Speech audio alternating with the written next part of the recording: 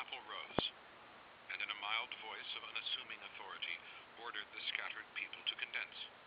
Starboard gangway there. Side away to larboard. Larboard gangway to starboard. Midships, midships.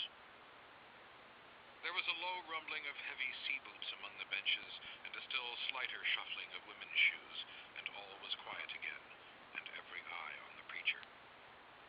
He paused a little, then kneeling in the pulpit's bows, folded his large brown hands across his chest, uplifted his closed eyes, and offered a prayer so deeply devout that he seemed kneeling and praying at the bottom of the sea.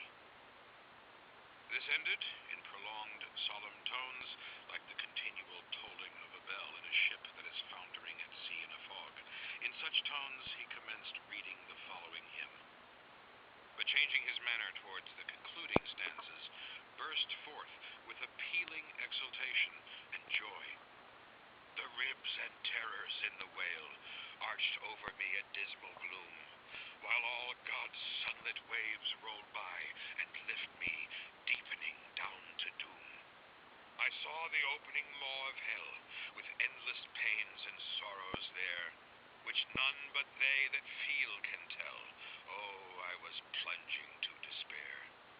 In black distress I called my God, when I could scarce believe him mine. He bowed his ear to my complaints, no more the whale did me confine. With speed he flew to my relief, as on a radiant dolphin borne, awful yet bright as lightning shone the face of my deliverer God. My song forever shall record that terrible, that joyful hour.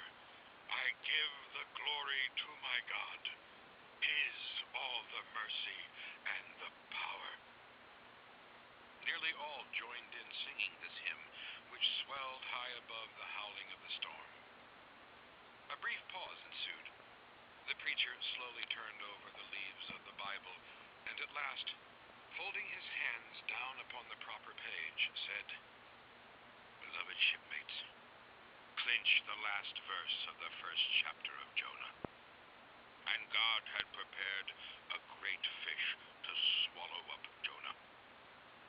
Shipmates, this book, containing only 4 chapters, 4 yarns, is one of the smallest strands in the mighty cable of the Scriptures. Yet what depths of the soul does Jonah's deep sea line sound? What a pregnant lesson to us is this prophet! What a noble thing is that canticle in the fish's belly! How billow-like and boisterously grand! We feel the floods surging over us. We sound with him to the kelp